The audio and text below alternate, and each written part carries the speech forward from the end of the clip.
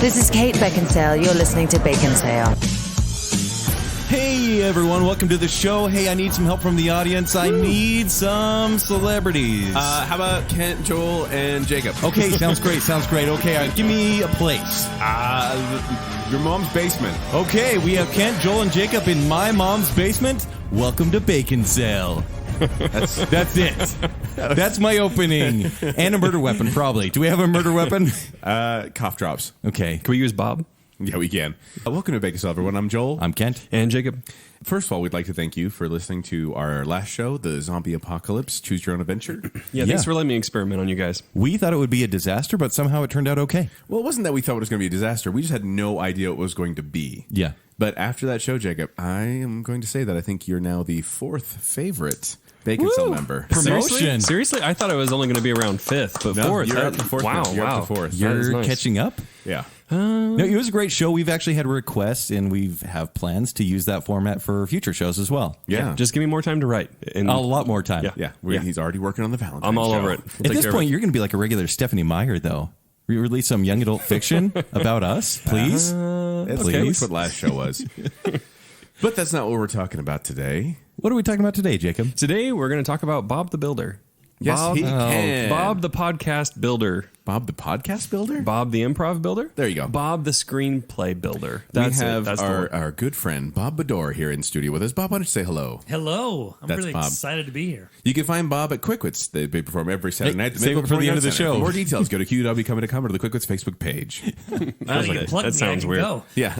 Take an opportunity to tell everyone who you are and what you do. Well, my name is Bob Bedore. I was a founder of Quick Wits, an improv comedy troupe in 1994. Joel has been a part of that for many of the years. I came in about 2001. Yeah, so Yeah. a long time.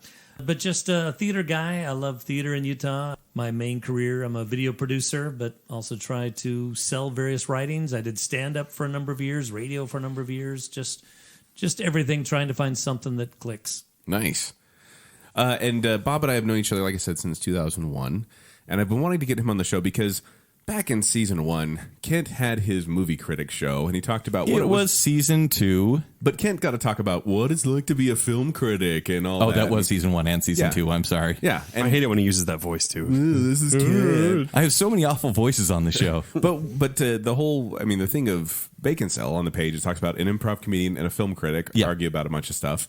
And so we got the Kent angle, and I just wanted to get the Joel angle, the improv comedian. And I thought, what better do that than bring Bob in, who created Quick Wits. And may I say, Bob, maybe the father of improv in Utah. I've been called the Godfather, Well, I wouldn't say blasphemy, but okay. the GoshFather. The GoshFather, that's much better. But for those of you who don't know, these aren't like the only types, but there's 3 basic types of comedy. There's stand-up comedy, one person, they've memorized some material, and they're going to interact with the audience. You have sketch comedy, which is more Saturday Night Live. You have characters. You write like whole sketches. And then you have improv comedy, which is made up on the spot, a lot like Whose Line Is It Anyway? Before we get there, Oh, okay. I have some very important questions I'd like to ask, because I feel like that's the meat of the show. That's right. Oh, wow. I forgot we have a guest. Right. Well, I know we have a guest, but I forgot we have a guest. I know it feels like Bob's been here all along as the GoshFather. Well, he was hanging on out your for shoulder. he was hanging out for 30 minutes with Jacob all by himself, and he's still here. By the way, so. Bob, I'm so sorry. That's a feat unto itself, really. No, you left us a blanket and everything. Yeah, we did. We made some candy wrappers over there. And we're going to have good memories. Yeah, Yeah. I'm sure It's you will. getting weird. I do have a nice sectional over here, though. Cause Yeah, so sorry, Ken. Please, very important questions. Yeah.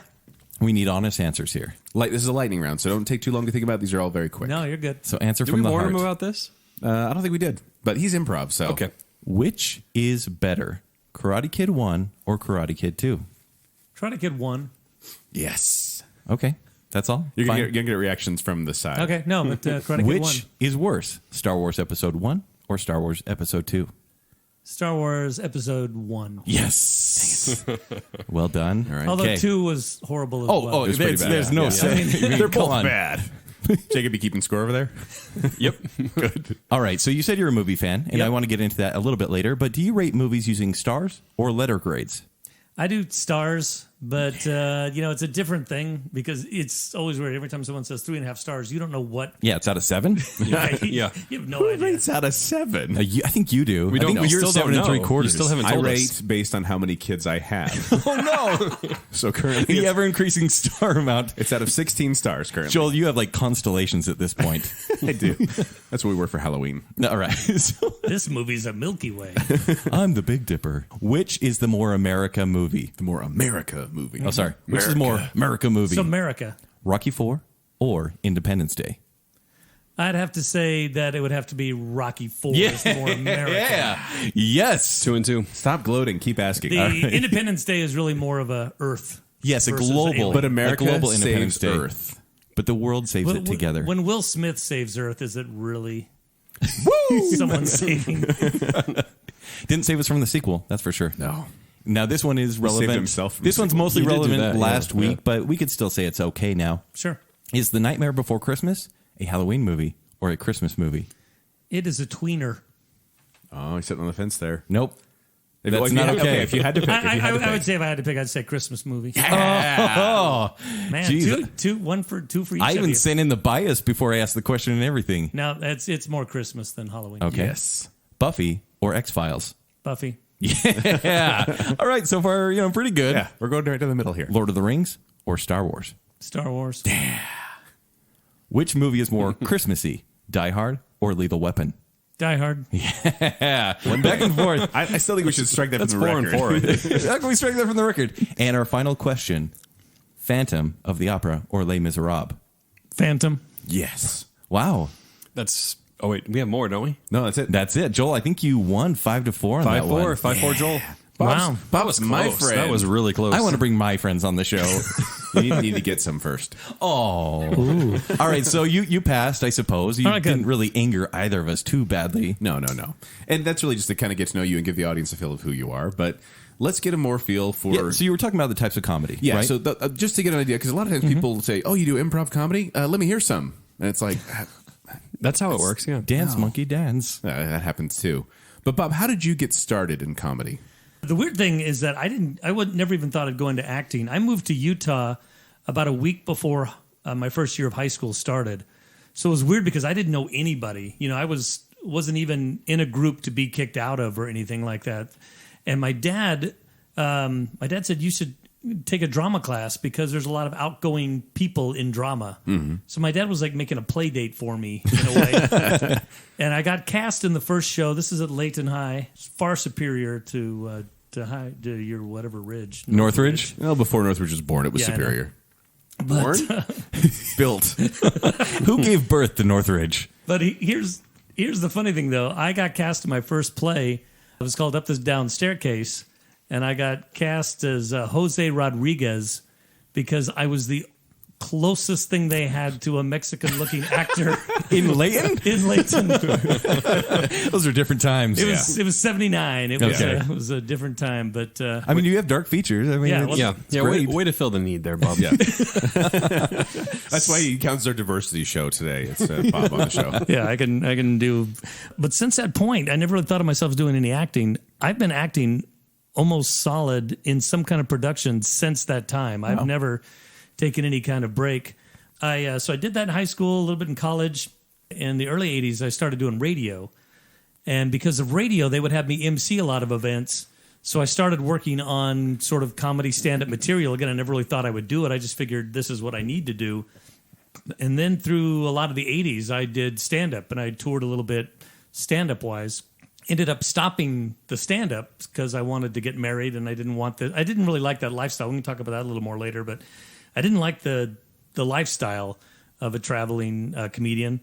So got married, started a theater. Quick Wits got started right about in there in 94.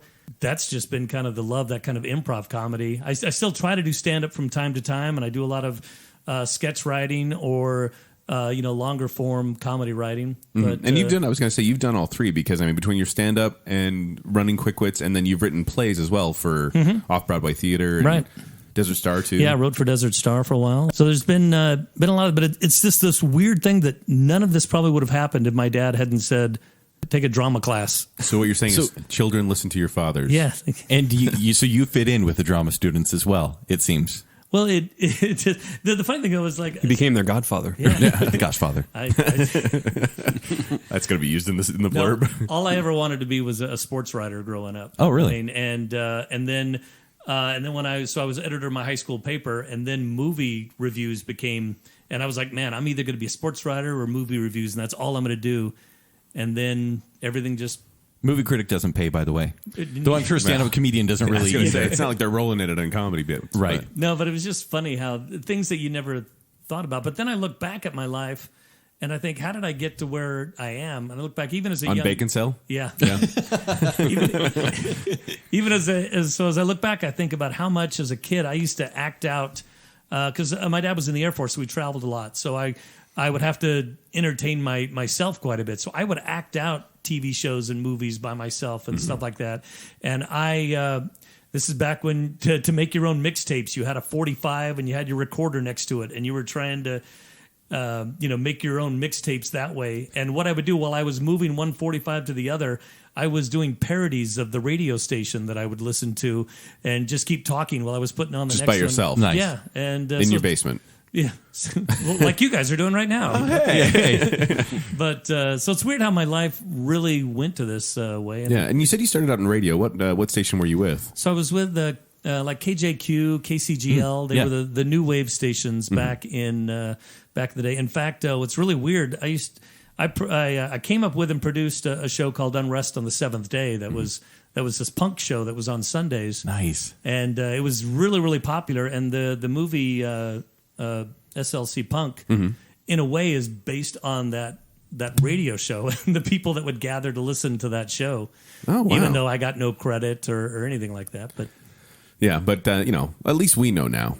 Well, and, now. and our listener does too. Yeah. Our one listener. Your listener. Yeah, and so I mean, you got to know a lot of the radio personalities in there too. I mean, you met. I know you mentioned the guys from Radio from Hell. You know them. And, Oh you know, yeah, Bill and Carrie and all those guys. And then you met Jimmy Chunga as well too. So Yeah, Chunga West. Mr. West and I were roommates for a couple of years, really, and Biff Raff. So there was Mr. West, Biff Raff, and I were roommates in a 3-room apartment where we had Spinal Tap on the TV constantly.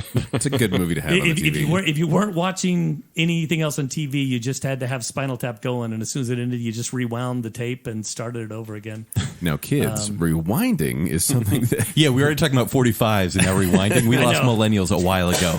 No, I did have Bono hang up on me once in a radio interview. That was what'd you do?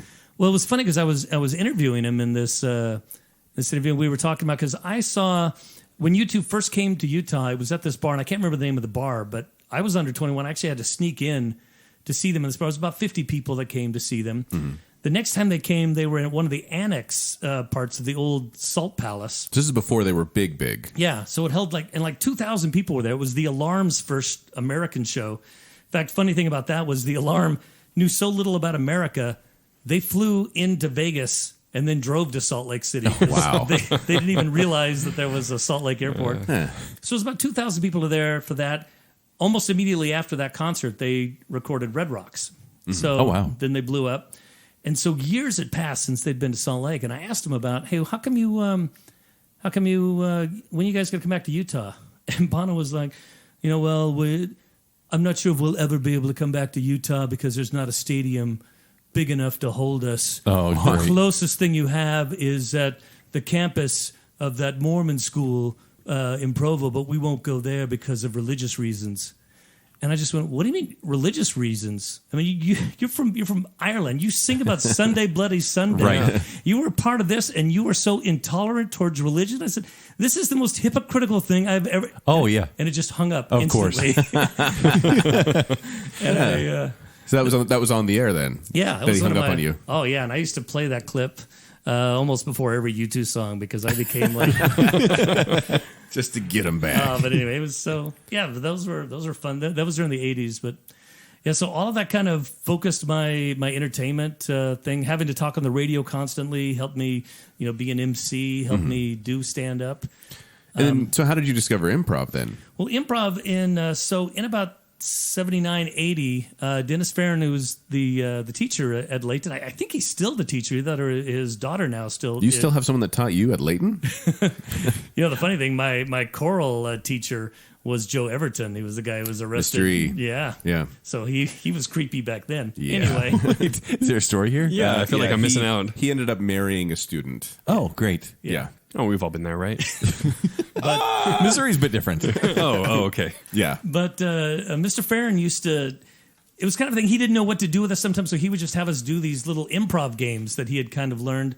It was really interesting because I remember one time when we were supposed to be dogs at a dog pound, and everyone around me was just kind of ruff, ruff, and this, and I just started talking, and I just said something like, 10 o'clock tonight, we're breaking out of here. And everyone's like, well, we're dogs, we don't talk. And so something clicked. And then in the 80s, there was a guy, when I used to tour, he was a promoter, but he loved improv. He had done some stuff in Chicago, loved it, and he was always trying to get the stand-up guys to do improv. And I really liked it. And, when we were getting ready to open off-Broadway theater, a lot of us had come from Desert Star. I was the kind of sort of manager, backstagey manager, writer, did promotions and stuff. So Desert Star was before Off-Broadway Theater. Yeah. So, I didn't know that. So like Eric Jensen and I and Russ Peacock and all these people that were the mainstays at Off-Broadway Theater, we were at Desert Star and we were opening the Off-Broadway Theater.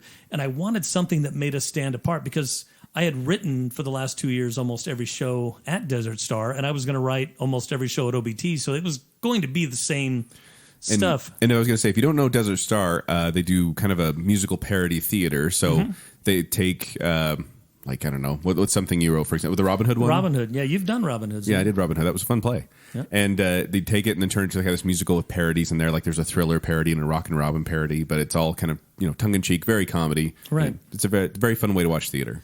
But we just wanted something different. So I had the idea that we can do this improv. And it was so funny because now you can think, well, whose line is it anyway? All these improv shows are out there. That wasn't going on in 93 when I'm trying to convince these people that we can do this. So you're basically telling them, hey, what if we don't have a script and we just make things up on the stage? Yeah, and it was crazy. Sounds like a winner. Sounds like Baconsale. Right. But eventually, we put it in and got it to go. Quick Wits just became something we did between shows. Because at Desert Star, we would end a show on a Saturday, start the next one on the next Thursday. And it was just a killer cycle. And we thought, man, if we could just buy ourselves a week in between shows. So Quick Wits became that.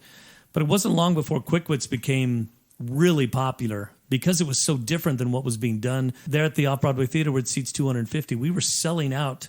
For 2 years straight, we sold out our 10 o'clock shows on both Friday and Saturday. And we were turning away 50, 60 people a night. Then when you joined us when we were at Trolley Square, that was 350 seats, and we sold that out quite a lot. So. Well, and I found improv comedy just after high school. I went and saw Quick Wits, and we'd go there with youth groups and dates, and we just go there and watch the shows. And I was just always really, really entertained. And I loved when I'd get my suggestions on stage. So I'd yell at something like cheese, and they'd say, "Okay, we're doing it about cheese," and I'm like, "I'm funny. Look how funny I am." But then when I came home from my mission, you guys had a theater in Clearfield, right? And I heard that they were looking for actors, and I was like, "Well, I'll give it a shot." And so went over there, played some games, had a great time, and ended up becoming part of the team. So yeah, no, you were one of the real regulars in our what we call the Rockstar days. So. Woo! Yeah. Yes, what was it? Was it the 90s that kind of felt like the Rockstar days, or did they continue on for a while? Yeah, and when did that die out exactly? If those were the days. Yeah, no. Right? Like that kind of Well, it was funny because so I look at Quick Wits now, and I think those early days were the crazy days trying to figure it all out. Right now we have a list of maybe 400 games that we could play at any given time. Back in the early days, we had like 12. And, it was like trying to figure things out. And it really caught on. It was this newness, but we were all still very cautious about things. But then once we went to, I think when Trolley Square, about when Joel came in, we had a different group of actors at that time. These were actors who were willing to take these risks and ready to be just bigger and felt more comfortable. Okay. Actually, I don't think we really had big guys back in that. I may have been the biggest guy back then. It was weird. I mean, you remember, Joel, like we would just announce and I'd go, and, here's Andrew. And the crowd would just go, wow. Yeah. Drew and Troy and all these people. It was just this, we called them Rockstar days because it was just, the kind of feeling you get as a when you're at a concert and the guy you want to see do something. Well, for example, so I used to go see, and this was a couple years after Quick Wits was formed, so there probably is some breaking off, and I kind of want to get into that in just a little bit. But in Centerville at Rogers Memorial, I used to go 97, 98 to Mission Improbable and go see those guys play pretty much every Friday. Right. Friday, because it's usually at 10:30, because at 10:30 and later hours, everything is funny, right? Well, yeah, and that's usually when the theater stuff is over and the theater's not doing anything. And so here's the weird thing. Because there was no improv when Quick Wits started, and we were doing it, but every theater started seeing... Yeah, and that's oh my gosh! There's this dead time that we can throw this show that costs nothing, and people could pay their $5-10 to come see it, and you can do a small thing. So it wasn't just Rogers. It was Rogers was doing it with Mission Improbable, the Jester's Royale down in Magna. Okay, we had other off the wall up in Ogden. Off the wall in Ogden. You had people everywhere that were starting to see, hey, we've got a theater, we've got lights, we've got all this stuff. And I've often said that you can almost trace the roots of any improv troupe back to Quick Wits in one form or another via, they came to our shows or they're using the actors that were there. Well, that's the thing. Branch off? Is that kind of a loaded question? Do they see that it's so successful, they're like, hey, let's do that up north or down south? Yeah, well, it's kind of a thing, like I said, there's really hardly any cost. You don't have to rehearse, you don't have to do anything. So what they saw was, man, if we put a show on at 10 o'clock at night, even if only 20 people come, we've just made money for hardly doing anything. So it just became a thing that almost everybody tried. But what we saw at the time was you had things like, Mission Improbable or the Improv, I can't remember which one they were back then. They were good, and there was a couple other troops who were good. Man, you saw so many troops that didn't get the idea of what a show is. Right. And so that's when you talk about what happened to things, a lot of bad improv, and it almost pains me to have to say that there was bad improv. There were some iffy troops out there, we could say, but that hurt the market quite a bit. And it's funny because it seemed like there was almost like sports teams that your local improv group was the best. Yeah, and you always had a favorite. There was always a star player that you loved in every one. There was the rock star, and if you went to another town and went and saw another, it was Joel. Back in the day, maybe. Oh, probably now, right? No, not now. Now all the girls screaming your name now. But yeah, I mean, there probably was this competition just based on like if I came down to Quick Wits after seeing that one, I would have been like, they're pretty good, but not as good. Even though I don't know. But it's how much loyalty people got with improv. It's big time loyalty. Yeah, but it is also kind of funny because like I tell people whenever I mention to people, I do improv comedy. I know they have this image in their mind of the high school improv team they saw where they're like, hey, give us a suggestion. Pineapple. I'm carrying a pineapple. Look how silly this is. And see how good Joel is? Yes. He hates pineapple. I just made that now up I see why he was a star. Now. But I have to tell people, no, like we're professional comedians. We've been doing this since, Quick Wits have been around since the 90s. I've been doing it since, early 2000s. And Bob, so how hard is it to find someone that's actually good at improv? Yeah. What's really weird is I think I've got a very good eye to pick people out right away. I look for people who aren't necessarily trying to be the class clown because I don't need that. I need team players, like Joel says. For me, I look for people who've got a real stage presence, who just standing in front of me, there's something I want to see there. But really, it just takes people who have the right attitude and want to learn to do it. Because I think inherently we all improvise every day. I mean, there's no script for what we have here other than what you guys have provided me for this podcast. Yeah, that's which you're reading perfectly. Yes, you by did the way. great. That line was read perfectly. Can we try it again? Try that one again. Yeah. It comes this weird thing of just now being natural about it. And when people look at wanting to come to Quick Wits, I mean, I tell them to come to a few shows so they can see our style, because our style is a very kind of in your face. We're going to be Self what? Family friendly, Bob. Almost went another direction. But we all self do that. Yes, that's true. No one else does that for us. Anyway, but so if someone wanted to become a Quick Wit, what would they do? I'd want to see them in the audience. I'd want to see them. I want to know that they get what we're doing. I want to talk to them for a bit. If they've already had improv experience, then I'm usually pretty likely to just, let's have you try a show. And I'll put them on a team with some really good people who can watch out for them. But man, I'll sit down before that show and just let them know I'm not looking at you to shine. I'm not looking at you to do it. I'm just looking at you to to be a team player. Well, I've seen that too in shows where someone will be like, okay, this is my chance, and they will hog the stage and kill a scene rather than stepping back and let the other people kind of shine too. Well, there's a weird thing because you mentioned every team has their star, Right. And that's been a huge thing with Quick Wits that I've fought for forever is that we don't want a star. Okay. I've seen other troops that had their star players, and when those star players aren't there, the audience is like, "Oh, well, we're not going to see a good show now." Oh, okay. Because the star players aren't there, and they feel a little gypped, and they already go into that. So our whole thing is that the star is Quick Wits, Right. and the show is going to be great no matter who's on stage because a lot of our players, are going to be able to step up at any given time. Hey, so Bob, if you were to take like average people, so say there's 1,000 people, how many of those people do you think could actually survive doing improv? In front of a crowd. Survive or thrive? Yeah, thrive. I've seen some actors No, thrive is exactly the who right I word. know and love. I've seen them survive through Quick Wit shows. It's really hard to say, but I would think that it takes a very different sort of performer.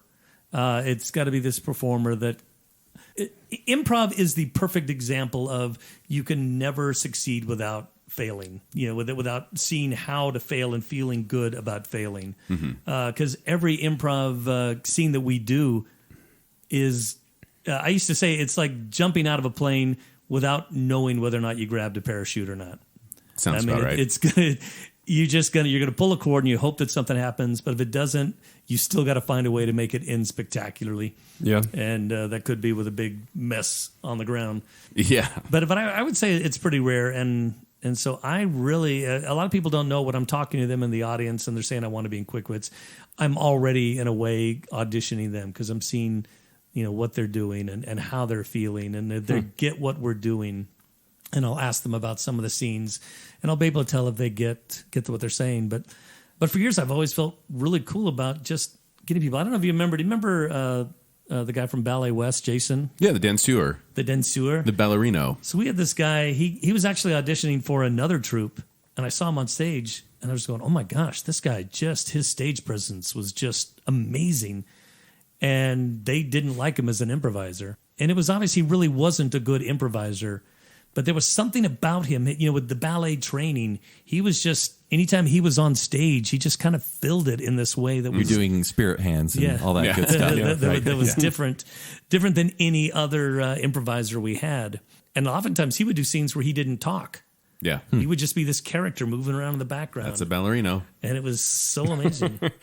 It was me.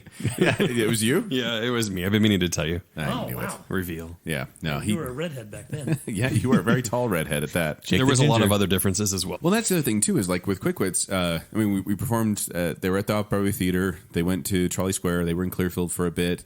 And we moved around to a theater by the Cottonwood Mall. We were in the Cottonwood Mall. In the hallway of the Cottonwood Mall. The hallway? Midville, yeah. So crazy. Oh, it was crazy. It was just, that was one of our transition periods. We were trying to get to another theater, and so we had nowhere else to perform, so we performed in the hallway of the Cottonwood Mall. We'd set up a stage, set up chairs, take it all down after the show was Isn't over. that rough? Because don't you feel like you have to be comfortable in order to do that? That was a rough time. Well, and then there was one, like it was two levels. So you had the upper level and the lower level, and actually one time they piled up love sacks on the bottom level, and one of the actors ran up to the top floor, jumped off the top floor. onto Yeah, the love Troy sacks. did that. Yeah. I thought he was going to die, but he didn't.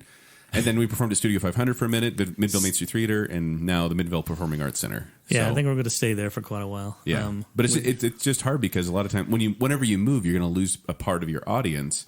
And so when we were moving around a couple times there, it did cut into our audience like that, and we're starting to kind of build back up the Quick Wits brand right there at the Midville Performing Arts Center. It's amazing though over the years. I'll have someone who'll come up to me and I can't believe how many first dates people have had at Quick Wits, and they're there with their wife and kids and stuff like that, and they'll tell me about how our first date was at Quick Wits. We've had a couple proposals on stage too. Oh, we've had a ton of proposals. Yeah. But funny thing about those people with the kids, I'm always like, well, how come you haven't come back? It's been 20 years. Well, that's the funny I'm thing, still too. there. Like, I mean, Bob, you've been doing this for a long time, Yeah. and longer than I have. And it's funny because you meet a new group of friends, like in college, whenever I'd move to a new apartment or move around to a different ward, and people be like, "Oh, you do comedy?" And they'd come see you for like religiously for I don't know a couple months, and then they'd kind of be like, yeah, I'm good, We're done. yeah, and then they just kind of stop, and I'm like, what? You can still come occasionally. But yeah. Yeah, Jake, just like we see like we see Joel every other week. Yeah, wait, how on many Saturdays. shows have you seen, Jacob? Sort of one. And Kent? One. Oh, good heavens. No, I've seen you a few times at work parties. That's true, work parties. And how many? Yeah, that's true, How the many work party. movies have you sat by him while he reviewed them? Yeah, that's true. Although he comes for free, so that's kind of different. You can come for free. I told you I could get you in for free. Oh, okay, I'll come this next week. Yeah, Well, you said in the audience you with just know him? the secret Because you know word. how he gets lonely. You have to sit out there No, with I've done him. that one time before too, where I was in the audience with the date. It was a setup. I was the wingman, basically going with the other person, and they needed another actor, so I left her to go up on stage to perform to do Quick Wits. That's And then funny. she felt desperately in love with you, and it's not your wife. What happens? Yeah, that's how I met my wife. So, now, did you meet your wife? You didn't meet your wife through Quick Wits, though. No, that was a BYU story. Okay, But, yeah, and then 'cause- she came a lot for a bit, and then Yeah, because I remember she came to the shows before you got. Yeah. But there are a bunch of actors who met their wives because they were fans of Quick Wits. yeah, and she did see me, like the group, the ward, basically. A bunch of friends came up to see me, and she was part of that group, and so she saw me on stage. I'd like to think that's what wooed her over, but we'll see. Here's the weird thing, though. I mean, you keep bringing up the idea that people want to see what can you show me you're funny, show me something funny. Yeah, show us something funny. So because that's been the real weird thing, because I've done a lot of this, and I tell people that I'm this professional extrovert, but I'm really an introvert. I just really I don't like going to parties and having people start talking about and Bob does comedy, because I fear that moment, because it's like, well, even if I do stand up, Yeah, it's going to be weird. I actually had a rule for a while there that I would not date anyone that saw me on stage at first, because they expected undressed. yeah, that too. Family friendly. But because they always expected you to be on. Yeah. Like when they see you on stage first time, they're like, "Oh, he's always that funny." And it's like, and I found a lot of comedians, they go on stage, they're like, "Woo!" and they get off stage and they're like, Yeah. "I'm good." Well, that's the thing. Do a lot of these people, maybe late high school years or early college years, do they do this hoping to get dates or hoping to get that kind of popularity from people in the crowd? I did do it for some time because I didn't want to have nothing to do on a Saturday night. Oh, okay. So once was again, kinda my thing. loneliness. I Oh, was kinda sorry, like- ladies. I got the show. I was like, I gotta go perform for a bunch of people. So So you said you didn't introduce them, or you didn't want them to be a fan, if you will. Not at first. Like, they How can come long after did they know it take me. you to start dating them to be like, oh, and by the way, I do this on Saturday nights. You should come see the I'm show. I'm no Kenny D. I don't drop the I'm a podcaster and a critic on the Yeah, first it's meeting. super attractive, by the way. But no, it would usually come out in, like Bob says, there's that moment, and it's happened almost every time I've moved into a new group of people, that it's like someone will say something, or I'll say something about, I got to do a show, and they'll be like, what kind of show? And then I have to explain to a comedian, and they're like, Burlesque. we got to do a talent show. We'll do an award talent show. We'll do an activity. Bring them to do activities. It's just like, oh. Well, there were years. So I did a live TV show called Operation Fit Kids. That was like this kids show that you was, made Fat Kids Run or something? We wish. There's some Comedy. great stories from that. But that would be because when I'd go to as I remember I was doing the show right when I moved into a new ward. And here's the funny thing: in that ward was Greg Rebel, and he was Voice of the Cougars. He was just starting to get ready to take over for Paul James, and we had both moved into this ward at about the same time. And everyone was like, all the kids were crazy, but yay, you're on Operation Fit Kid, you're this, you're that. I remember Greg going, "Hey, I announced the BYU football games." And they were like, "Eh." You're okay. Yeah. Well, so we talked about the pressure of being funny. Right. I personally want to know if you can remember in this very few years you've been doing this. Right. What about a time you've bombed or times that you've bombed? Because I'm sure you could tell stories of other people, because generally you get to play the host, right? Right. And so you get to kind of watch and then end scenes at appropriate times just in case people are struggling, or end on a high note, which I'm sure there's a lot of pressure there. Yeah. Well, there's been some improv. You never know what the show's going to be like. Well, there's a weird rule we have in Quick Wits. If a scene doesn't go well, and this is something I tell new actors, if a scene doesn't go well or if you mess up, we're going to call it out on stage right then. Because, and I go, it's not that we're being jerks. It's that we want the audience to know, we know that wasn't good. And we want you to know that we're better than that. So in terms of bombing on stage, we turn all of those into... So it's like meta bombing almost. huge laughs. But I will tell you, our biggest bomb we ever had with Quick Wits, we were very early on in our career. This is probably 95, something like that. And we got hired by the Democratic Party of Utah to perform for this big yearly event. And I'd been working with the guys from this event for a long time, putting this all together. And about 2 weeks before the event, someone in the committee, on the thing, passed away suddenly, and they talked about how they're going to put together this tribute movie for this guy. And I kind of went, hey, but and he goes, oh, no, don't worry, we won't have you go on after that. I'm like, okay, good. So it comes time for the show, and they're showing this tribute video. I don't know this guy, but I am tearing up. I mean, it's that kind of, wow, this guy was a great human being who's left this earth. And I'm tearing up. Right in the middle of that, the guy comes up and goes, hey, I'm really sorry to do this, but we're going to need you to go on right after this. Which, warming up the crowd with a tear-jerking video. So we tried to do a sketch, and it bombed horribly. And I thought, all right, well, let's do our best game next. This game, and I don't even remember what it is now. It was so long ago. This game doesn't fail, and we're in the middle of that, and it's just people are just like, why are these people trying to make us laugh? And the guy comes up and goes, hey, just do whatever your best game is next after this, and then call it quits. And I go, this is our best game. So, and he goes, all right, just end it now. Yeah. So I think that was a show that Quick Wits performed for maybe 5 minutes before we were yanked. And that happens, too. Like, you get these audiences, and sometimes, they're very happy to have you there. Other times, they're like, why are you here? What are you doing? Why are you interrupting my dinner? Well, you're really at their mercy, right? More than a regular entertainer would be. Well, see, and that's the difference. When you go to a stand-up or Quick Wits or something like that, any kind of comedy show that people pay money to come see you, they've come prepared to laugh. But we do a lot of what we call away shows. They're corporate gigs, things like that. And like what Joel is saying, where they're there for dinner, none of them cared that a comedy troupe is coming in to try to perform for them. I remember we did a show at Davis High's all-night party. And was it Davis High? I think it was Davis High. And we were in the cafeteria where they had all the food. And this is like 4 a.m., 3 or 4 a.m., and no one was paying attention. And we'd ask suggestion, and they'd just be... Every guy's there like, now it's a chance, so now's my chance to finally tell the girl I love her. Yeah, they all can't hardly wait exactly for that to happen. But it was bad. We did a show one time where no one paid attention to us, and we had a guy that played the guitar, so we just made up songs constantly about everyone there. I mean, our whole lyrics are just very mean about the people in the audience. No one even cared enough to listen to the fact we were making fun of them. But things can go horribly wrong at improv, too. I mean, you've seen your share of injuries as well, like people getting broken bones and bloodied, right? I've got 2 scars in my eye here. Both of them came from improv games. Both of them because of dead people. Oh, yes. There's a game called Dead People where there's one actor or 2 actors who are dead on the stage. They're lifeless, and then one person has to animate all the other people. And so they pick up people, make them do something, and then drop them. So, Bob. Why didn't you play that game about the guy that had the funeral video? Yeah, see, that would have been good. We could have just brought him on. Can't. Well, too soon. Is it too soon? No. You know what? It would have gone over just as well as any of the other games we played. So you might have shocked him out of it. So then what happened with you and your injury with the... Well, both of them just got dropped, and as I'm being dropped, I caught like a chair or something like that. Because you're so into it, you won't even stop yourself with your hands. Well, that kind of ruins the illusion when you do. Well, sometimes you don't realize someone's going to drop you right then. And when we were at Off-Broadway Theater, we had this couch that was weird. It looked like a pretty solid couch, but it only weighed like 20 pounds. And you would, it just had this big cardboard back.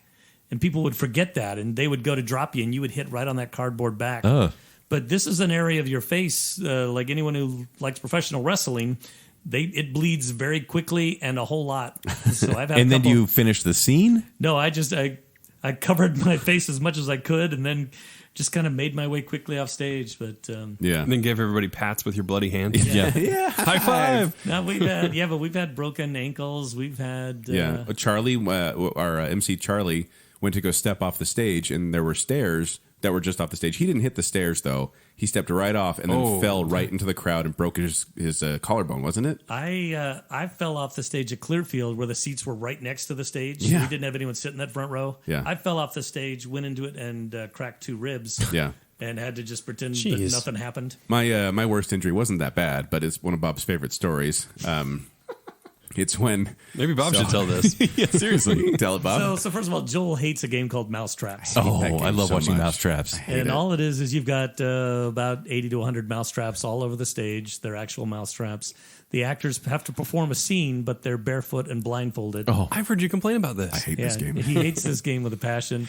So Joel decided one time, I'll just go off stage But My plan was to, as soon as the game began, make up an excuse and get off the stage. So Because you didn't care about the laughs. You just didn't want to get hurt. Well, I thought this will get a laugh, and then I'll be able to leave the scene and not have to perform on mousetraps. it got a real good laugh because Joel forgot he was blindfolded and went to walk off stage and put his shin right into a chair Yeah. really hard. Like I was bolting. I'm like, I have to go to the bathroom, and like bolted and slammed right to the chair and like fell over the top of it. So got the laugh. I'm And sure it did. Especially from me. that hurt a lot more than any mousetrap. But yeah, I mean, that's one of my least favorite games, I have to say, because in improv you play games. In short form improv, you have these games where you kind of, you know what the general guideline of the game is, but anything can happen within there. Whereas long form, that's when it goes into long form improv. That's when you kind of do like a full story or like an entire play, and it goes a lot longer and it's a lot more involved. So I went a little derailment of what things are, but yeah. Bob, I was going to ask you, who are some of your favorite comedians, though? Like we talked about people that, we making other people laugh, but who makes you laugh? So comedians, what's really funny is with my job, I sometimes will have to hire comedians for our big events that we'll do. So it's been great that I've been able to hire and then open for like Brian Regan and Jim Gaffigan. And Those are two of Kent's favorites. Jim Gaffigan is. I'll say that. Dimitri Martin. I love Nice. Jimmy Martin. Yeah. In fact, what's funny is I hired Dimitri Martin before he was starting to get really big. And I actually didn't realize it was his first corporate gig he had ever done. Mm-hmm.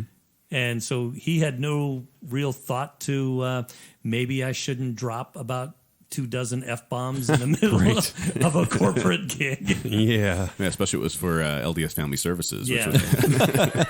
Which was, It's been nice that I've been able to hire people I like, but I like the mental comedians. Mm-hmm. And I've really had a hard time through my stand-up career. I've always worked clean. Mm-hmm. I'll have some stuff that's innuendo and things like that because, I'll work a lot of bars and you got to at least be of the world at some point. Yeah, how do you even avoid that, though? Because that has to come up, right? Oh, I had a comedian one time that, or not a comedian, a person came up to me after a show and he goes, you were the funniest guy on stage. You were the absolute funniest guy. You were better than the headliner. You had me cracking up the whole time. And he goes, can I give you a little advice? And I go, yeah, sure. Guy who obviously is not a comedian. Sure. And he goes, you know what? If you swore a little more, you'd be better. And I went, well, I tend to do. This is the style I work in, and I don't really need to do that. He's like, well, I think you would.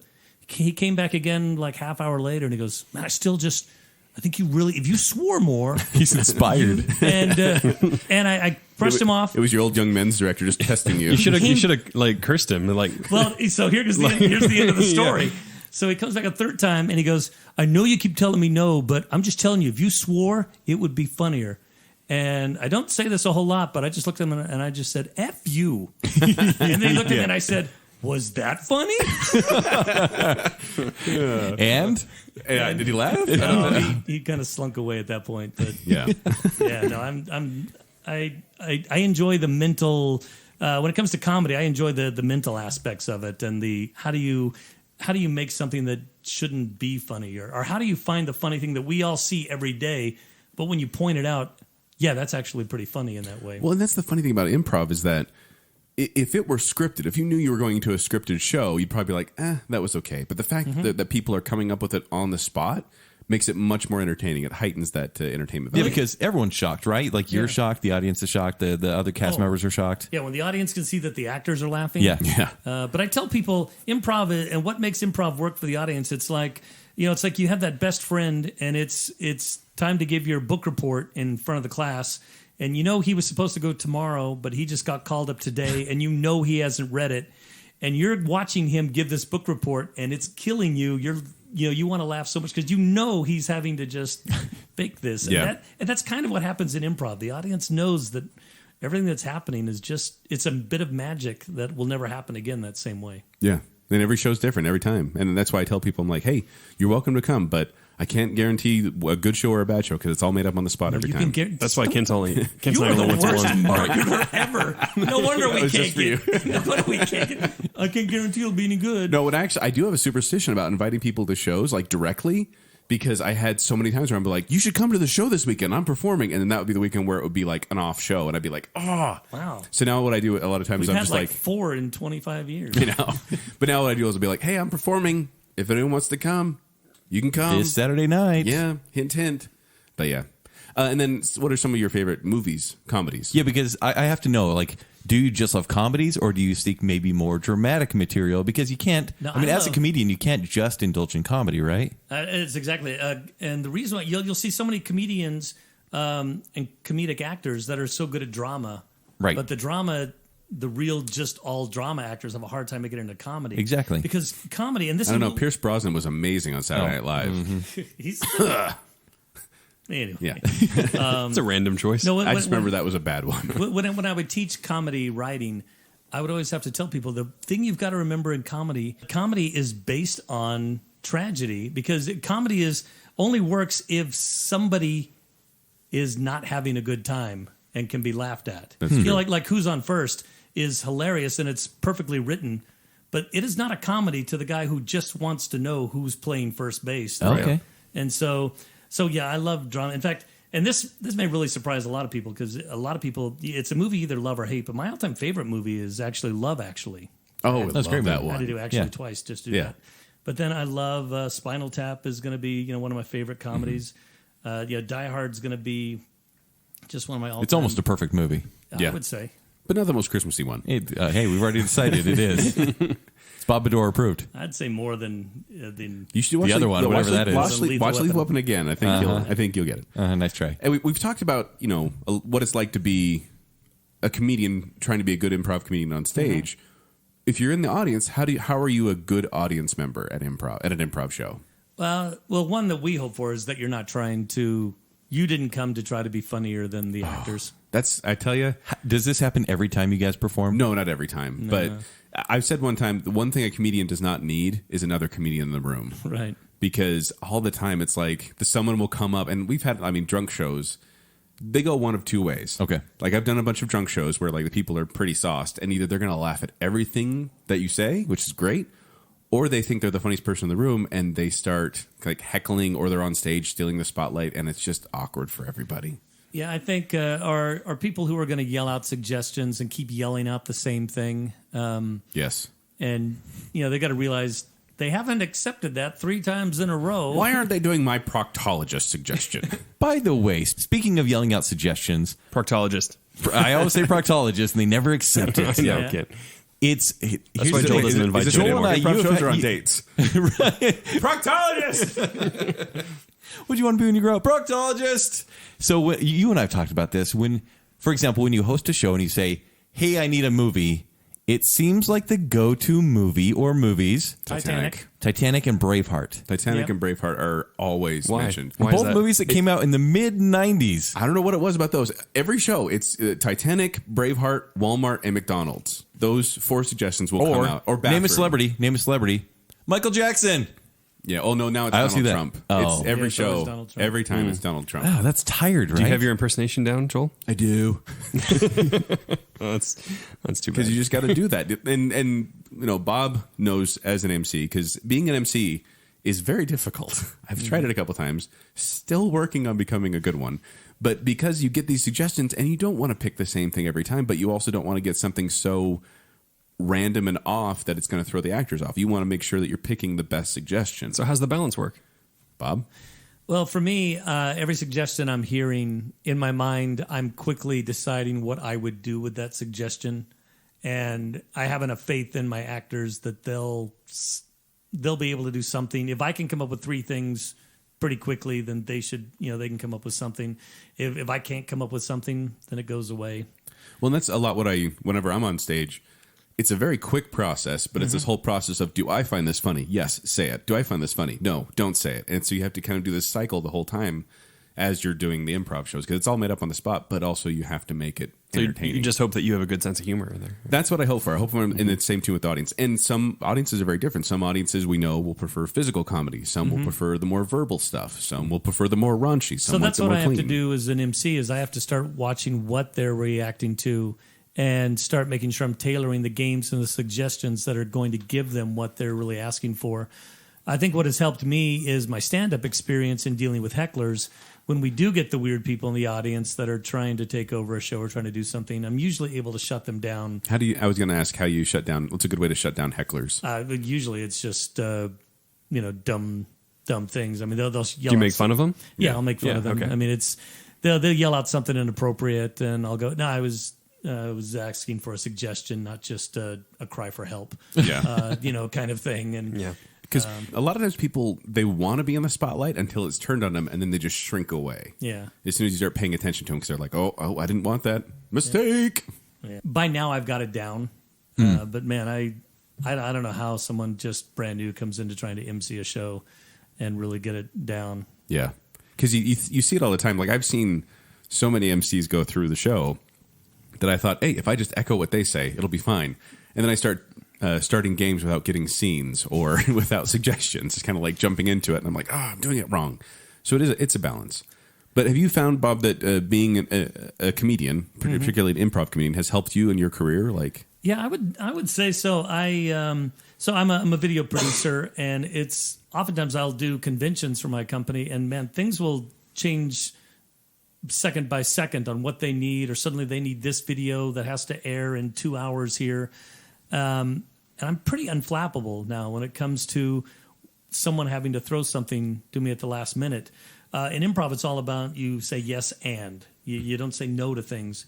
And so I've taken that into my career and into my life of just always looking for, if someone needs something from me, I'm not going to start with no, that can't be done.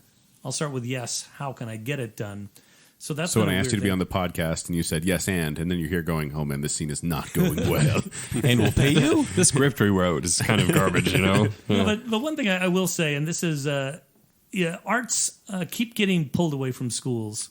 And I think it's a horrible thing. And I think that people look at the arts wrong. They look at music and art and theater and these things and think that this is a waste of money because,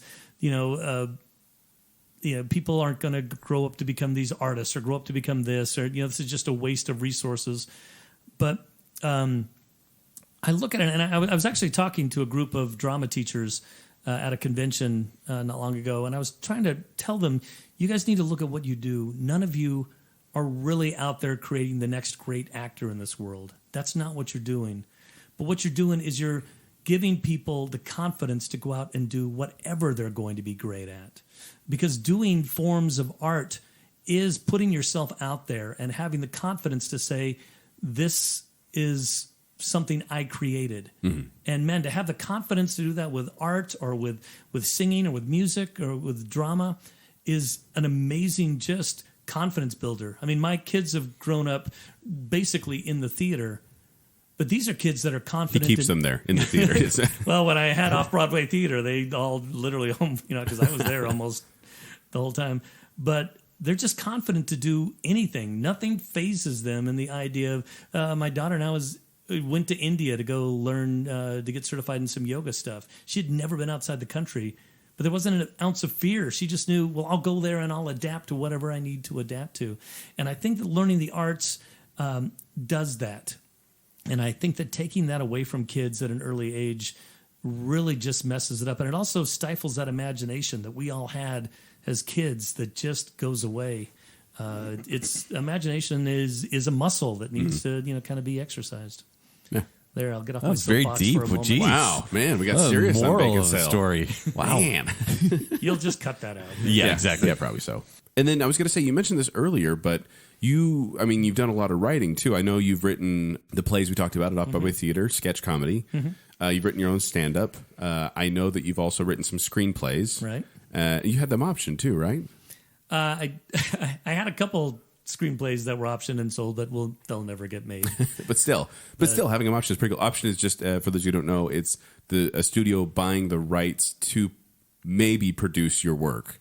So you get paid something, right? You get paid. I made $10,000 off of one of them. Oh, wow.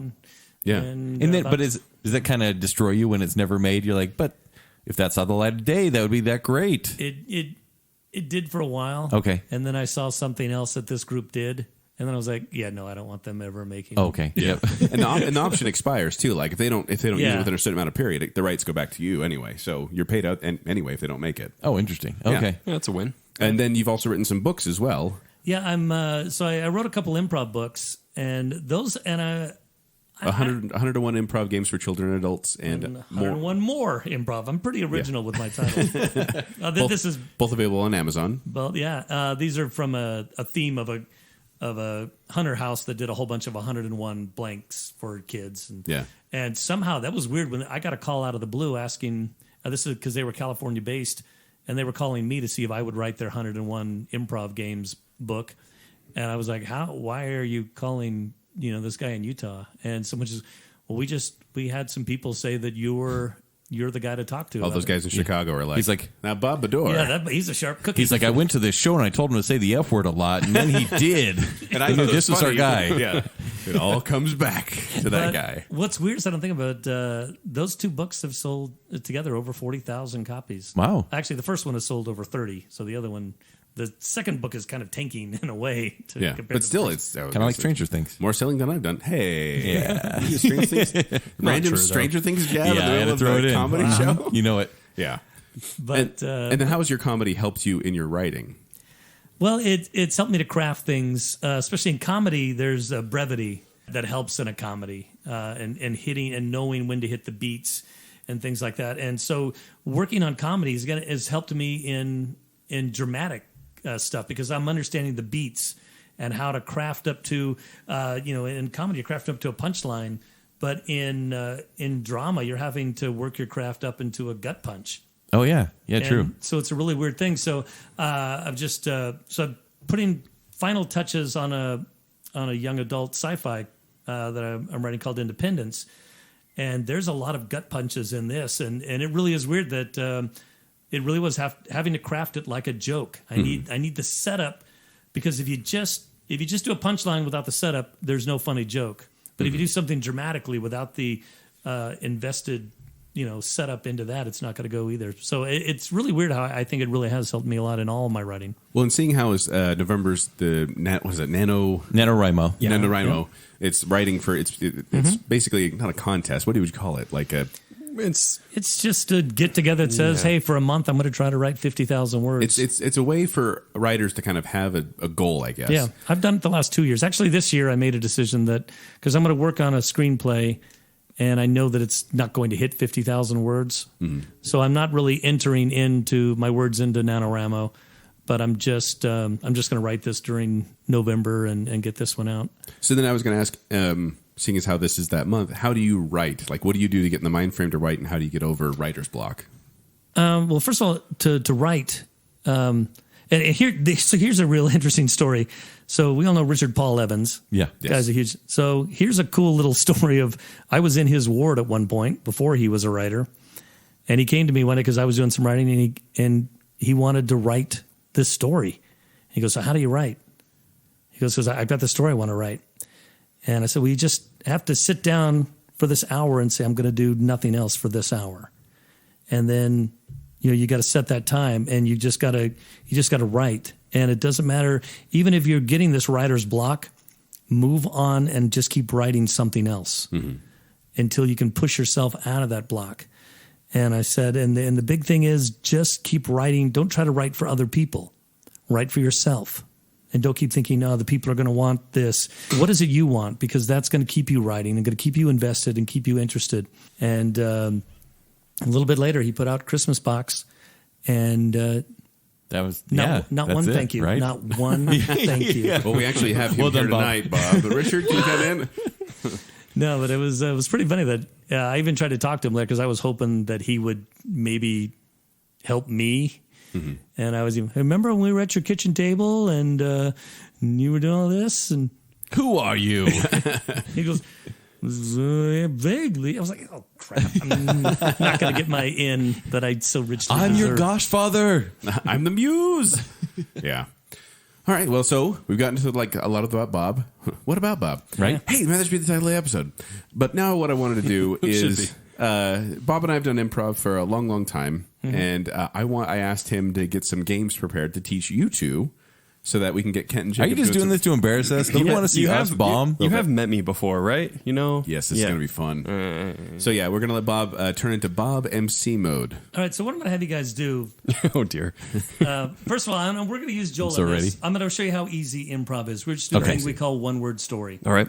So we're just going to go around, and I'll do it as well. We're just going to go around, and I'll even start, and you just add one word to the story. And this is something I teach first grade kids. So you should great! There's so much pressure here. Yeah. This bar is way too high. So- And remember, keep it clean. Don't go blue. So first of all, what we get is just Joel. What's your favorite animal? A wolf. Of course. And give me an occupation. Proctologist. Okay. No.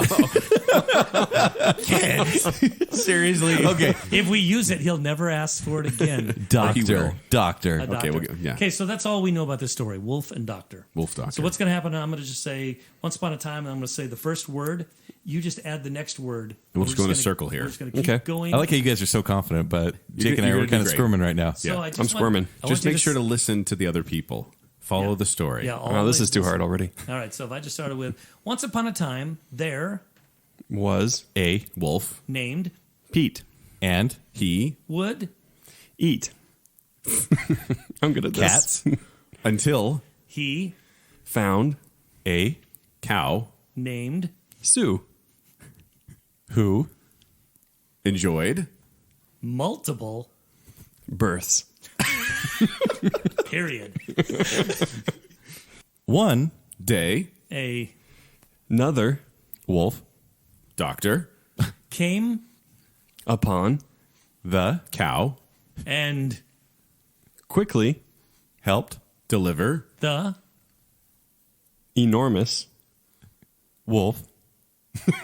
Whoops. We're bad at this. We're bad at this. I want to mix it up. You don't sabotage the hey, scene. Oh, okay. yes and Joel. Oh, yes, and that's right. He delivered the wolf He delivered the wolf. Yeah, Cub. his Only. Child. Gave. What the crap's happened in this story? Somebody read this back to me. I think we had once upon a time there was a wolf named Pete who ate cats until he met a cow named Sue who We're good at enjoyed this. multiple births. The thing is, in my mind, the It's funnier when you read it back. Yeah. I like in that. my mind, the wolf was going to become a doctor because he was helping this cow giving birth. But then all of a sudden, you turned it into All right, the so- wolf cub. So Joel is doing what he's never supposed to do in Yeah. improv. See, the whole idea of this is it doesn't matter what your story is, Joel. It does. It only does. matters what your word is when it comes to you. And it's about being this team, and it's about not trying to force an issue or anything like But that. he's throwing out wolf in the You middle broke of the game, sentence. Joel. You broke the rules. You should have just let us go with proctologist. It's funny because I remember we used to Could've been play this fine. game a lot as a kind of a warm up game. Mm-hmm. And every single time, the person would end up dying and going to hell. Every single time. Really? To the point where they said, okay, you can't kill off the character and you can't have hell in the story. There can be no demons and burning and stuff. So So let's do one just like that, but this is called fortune cookie. So Okay. we're going to create a fortune cookie. So you've got the kind of think in this fortune cookie kind of way. So Joel, you start for us, and then once we think we've got the fortune cookie finished, So we're just saying the fortune? it's the one. but It's one word again. One word story. But when we all think the fortune is done and complete, we all go yes. Okay, there you go. All right. So I'll All right. start. Okay. Okay. You Must Find The way to your heart and win over. another persons. heart.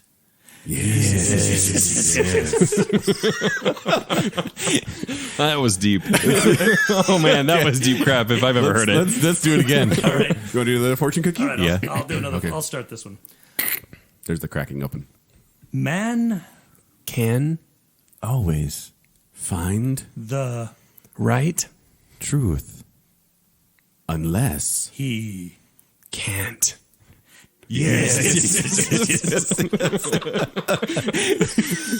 that's actually true. Man can always find the right truth unless he can't. Yes. I would if I read that in a fortune Those cookie. are I'd probably be like, the best words ever said on Baconsale. Let's just be clear. We're dropping truth bombs here. Unless they're not truth bombs. I know I'm in French there. I just love seeing all your faces go, yes. That is the best part about that game. Yeah. It's a good way to end it. Bob, you want to try any more? Did you want to do like an A to Z just to? I think we'll try either an A to Z or short attention span theater. Which do you like? Let's do an A to Z just as the definite beginning, middle, and end. Because whenever we start getting the weeds, Kent throws out a wolf cub. I threw out the wolf cub again. Story of his Threw the wolf life. cub. All right. So in the game A to Z, the first person who speaks. So I'm going to give you two a scene. That you two are going to act out a scene together. You two, All right. You two. Me and Kenny D? Yes. All right. And Joel might join in at some point if there's Yes. a time for a third character. But the first person who speaks has to begin with the letter A as the first letter of the first word they use. The next person has to begin, and you can talk as much as you need to. The next person does B as the first letter. I of feel the like first we word need the they use. alphabet up on the wall right now. How does the alphabet work You'd again? be surprised how often it's like a letter gets skipped, and the audience just goes, "Oh, I Yeah, got the you." Audience will always be keeping track. Yeah. You're trying to, Joel. What's something you might have to take back to the store because it was defective? Toaster. Toaster. All right, so we'll have you start. Walmart. Proctologist. Titanic. Braveheart. We'll have you start. You need to return your toaster. So you two are going to act out the scene, and there we go. Okay, so as No. I start with an A. No. Actually, I'll go first. Attention shoppers, we will now be taking returns. It's not just one word then. No, it's Yeah. as long as you start with the letter, you can go as long as you want until someone else talks. Okay. Yeah. Okay, so wait, we were at the store? We're taking it back because he's already there. And I started with A. Okay, so start over, Ken. I'm with you. You didn't explain all the rules. Planned, We did. planned improv, everyone. Yeah. Attention shoppers, we will now be taking returns. By the way, we no longer are accepting the underwear returns from Kent Dunn. Are we both announcing this over the megaphone? It could be. You're the one who brought us there. You're on letter C. Can you tell me what the problem is? Don't even ask. Everything you've shown me is a lie. Fortune cookie. Unless it isn't. Find the truth in your heart. Great, but could you really tell me what the problem is? Honey, you gotta just know. We're being so big. I don't believe this. We're the worst. Yeah. Just a sec. Can I go first here? I have a toaster that I need to return. Can either of you help me? You seem to both be working behind the counter. Kittens aren't sold here, sir. That's the only gag I can think of. Look, I'm not trying to return kittens. I have a toaster. I was pretty clear about that. Where are we at? Okay, yeah. And either one of you can talk. We don't have to go in order. All right. Mom, will you come help this guy? No. Okay, so this toaster electrocuted my cat, and I need to return it because now every piece of toast I cook smells like cat hair. Please take that to electronics. Quiet. I'm trying to talk. You be quiet, Jacob. I'm trying to talk to this guy over here about my cat. Why would I take it to electronics? This is the returns desk. Right, you're definitely at the returns desk, but the thing is, we don't work here. Seriously? Yeah. That was the right letter. To be fair, we used to work here, but we don't anymore, and there's a lawsuit, but I don't want to get into it. I think you understand. So you're just both unemployed people standing behind a counter pretending to help customers? Verily, I say. I'm better at this than Kit. Where are we at? We're nearing the end. What? No, we're at X. Dang it. I'm bad at the Are we? alphabet. No, we're not at X, are Oh, we? you were a W. Yeah, we're at W. Oh, okay. We're at W. I just took Joel's word for it, or signals for it. What I want to know is if I can return this toaster or not. X marks the spot. Go stand over there. Can't hit the drop. You got to get out of the store right now. Zupas. I'm going to Zupas. Yay! Yes. That's how it goes. Man, I feel like we should have recorded that one like without recording it. It's and then going to done it sound again. so good in post. No, it won't. It's great. You can just add in audience laughs during post. Make it sound good. So, Bob, how bad were we? No, if this were a show, Bob, and you were giving notes after, what would you say? Like we do after Yeah, a show. absolutely. He gives us notes. Yeah, he gives us notes on what we could have done better. I would say we need to workshop that. Is that a really nice way of saying? That's a nice way of saying that it did not go well. There was a lot of because when you're actually playing the game, you're not allowed to kind of confer where you're at or what letter you're on or anything. Right, Because yeah. if you say anything, I knew I was breaking those rules. Yeah, it has to be the next letter. For doing that the first time, I mean, it's a hard thing to do because not only are you trying to keep a scene going, You have to remember how the story's going as well, right? yeah, and you have to keep the letters in mind. And I always tell people when you're doing improv, most people want to get to that joke. They want to do the real funny thing. So I always say that you've got to, going crazy is fine, but you've got to build a layer, a foundation of saneness. Because it's like what works in comedy. Comedy doesn't work if there's no relatability to the comedy. If there's not that truth in the matter. They go, yeah, that's so true. I never thought of it that way. So by building something very concrete that you can then build the crazy town on, that's what works. All right, how about, so Kent and I give you and Joel a topic now Okay. For A to Z? for A to Z. You want to do an A to Z again, or do you want to do the other one, Bob? What was the other one? I want to hear an A to Z, honestly. Kent, what do you think? Short attention span. We can do short attention Yeah, span. what is that one? With a snake version is Okay. really tough. So what's going to happen in this? You're going to give us a suggestion. Joel and I will talk, but the first of us that talks has one word. Then the next person has 2 words that they say. Then it's 3 words, 4, then 5. And then when someone gets to 5 words, the next one goes 4, 3, 2, 1, 2, 3, 4. So, 5. wow, that's confusing. So each Yeah. time we talk, we can only say a certain amount of words. It just depends what order it's in. So we go 1, 2, 3, 4, 5, 4, 3, 2, 1.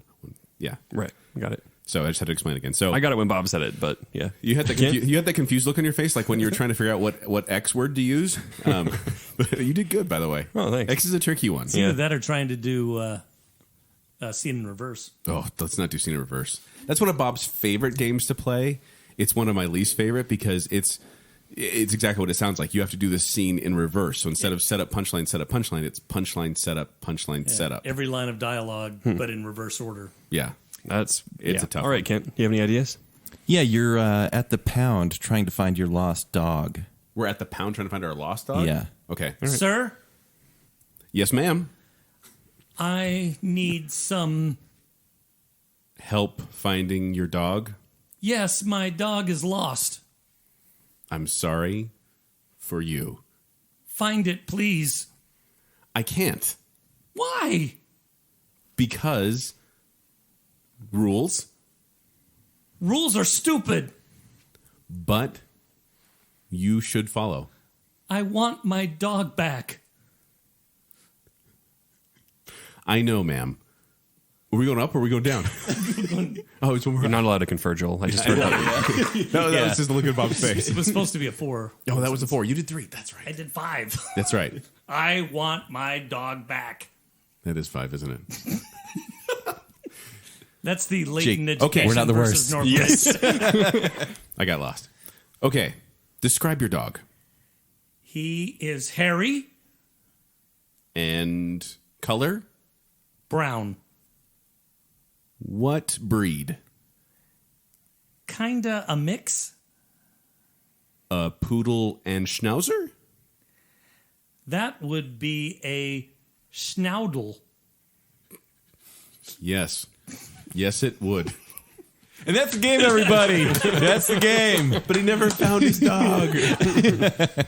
Yeah, and that one's it is complicated because when you A have to go schnaudel? up and down, A schnaudel, schnaudel. yeah. Delicious when you go pastry, up and by down the words way. like that. Like I literally when I play that game, I have to do like little finger taps to count the words. That's my favorite. Oh, absolutely. The actors Yeah. So you do just that. go 1, 2, 3, 4, 5, 4, 3, 2, 1. Yeah, Okay, yeah, that's kind of fun. yeah. But I'm glad we're not doing that one, though, honestly. too. There are I had a hard enough times- time with the alphabet. There are times when we do like 8. Like someone will have to do 8 words every time they talk. Yeah, that's crazy. And you would think that would be cool because you've got more you can say, but No, it makes it more complicated because then you run out of words. And yes, sorry about that. I thought I was going down, or I was going down, but I thought I was down one more than I was. I should have just let it go. But Yeah, We all have off nights, Joel. yeah. Like tonight. I'm sick. we'll workshop it. I'm sick. But anyway, so I hope you enjoyed your guys' delve into improv games. It's pretty there. fun. Yeah, that was fun. And there are like hundreds of games. Like we actually At least 202, according to my book. Exactly. I'm waiting for the third edition, really. Yeah. I do feel like we could do better if we had another go, though. But You can do another round if you want. I feel like no, I I feel don't like mean right now. Maybe another Chinese, maybe another. We should end with that. We should One end with last that. fortune cookie. They like that game, Bob. Yes. Oh, fortune cookies, one of the best warm-up games. All right, one of you start it. Jacob, why don't you start? You haven't started yet. In Your Heart. You will seek Your answers to my biggest question. yes.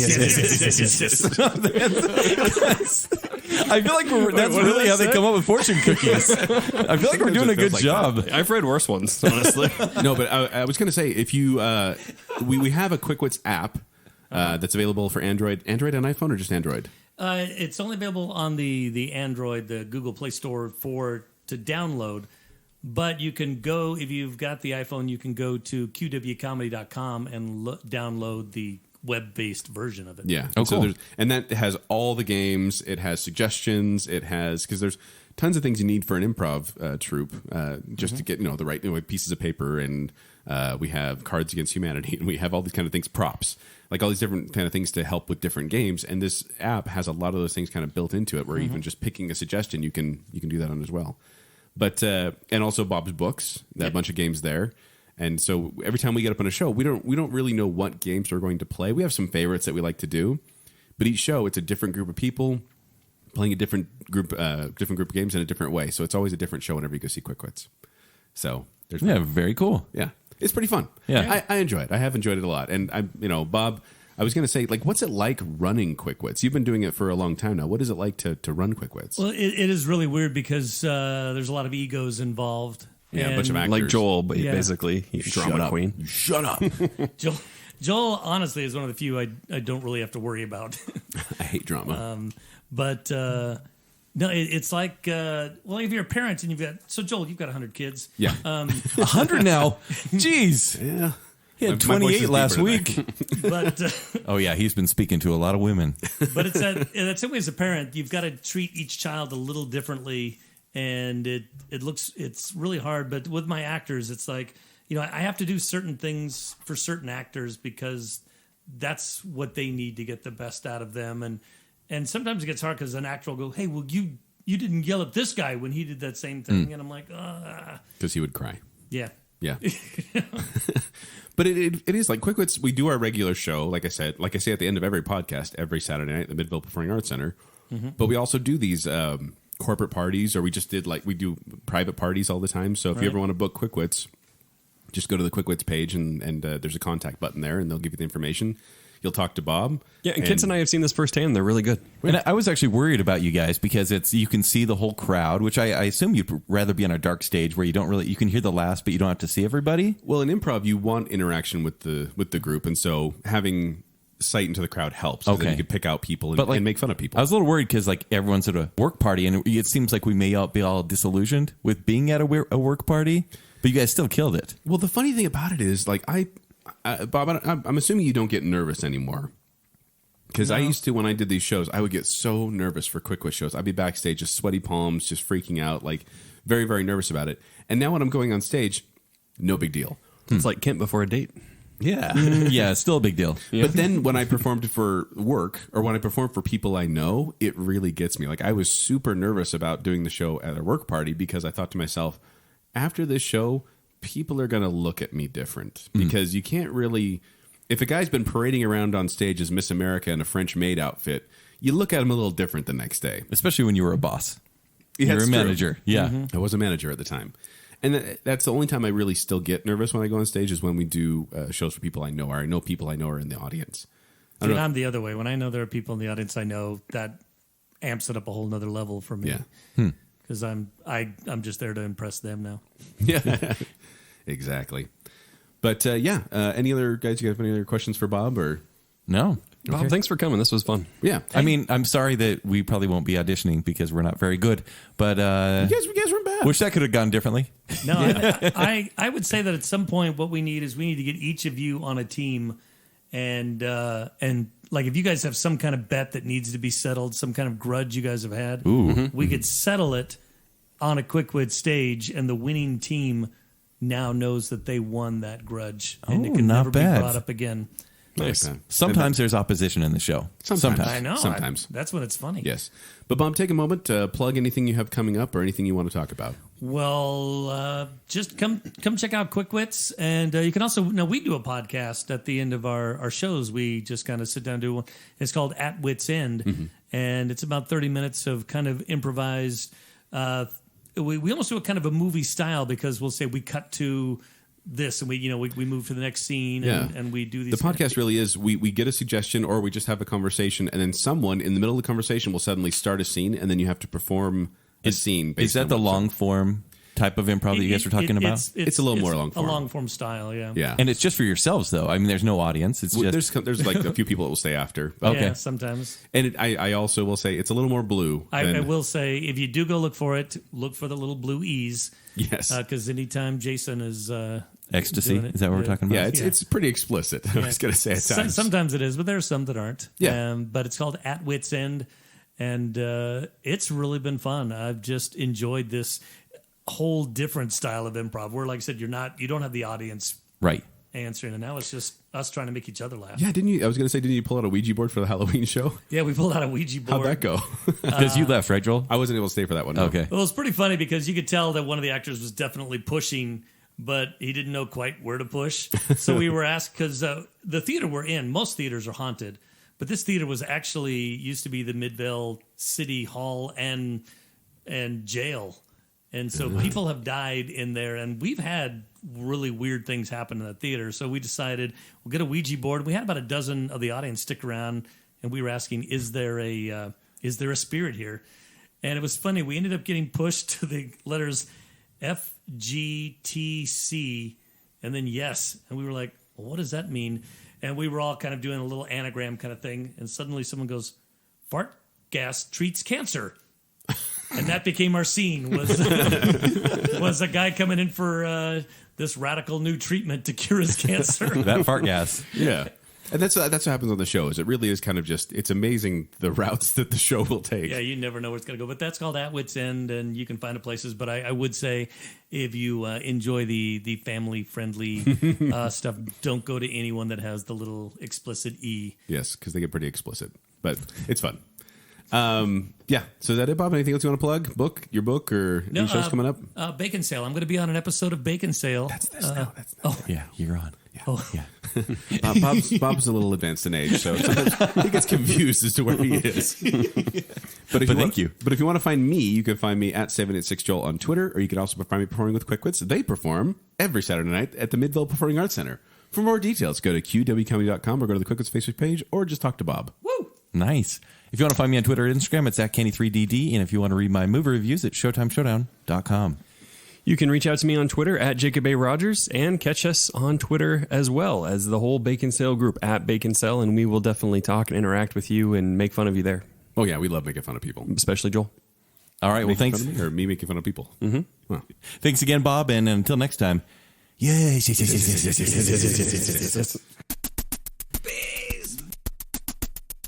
not the bees. Ken hates anything that's popular. I hate it when he uses that voice too. This is good. You have no idea. Rates out of 7. I think you do. We don't. I think We you're still don't 7 know. 3/4. You still haven't I told rate us. based on how many kids I have. Yep, you're the guy with 100 kids. 100 kids, BYU boy. You got the age. Jason's the pervert. Jordan's the pervert. Oh, no. So currently, The ever increasing star amount. it's out of 16 stars currently. Joel, you have like constellations at this point. All right. You sound rich and beautiful. Thank you. That's what Ken Just the says way I on like Tinder. I've been called the Godfather. Well, I wouldn't say blasphemy, but okay. The GoshFather. The GoshFather. That's much better. He was hanging out for 30 minutes with Jacob all by himself, and he's still here. By the way, so- Bob, I'm so sorry. That's a feat unto itself, really. This movie's a Milky Way. I'm the Big Dipper.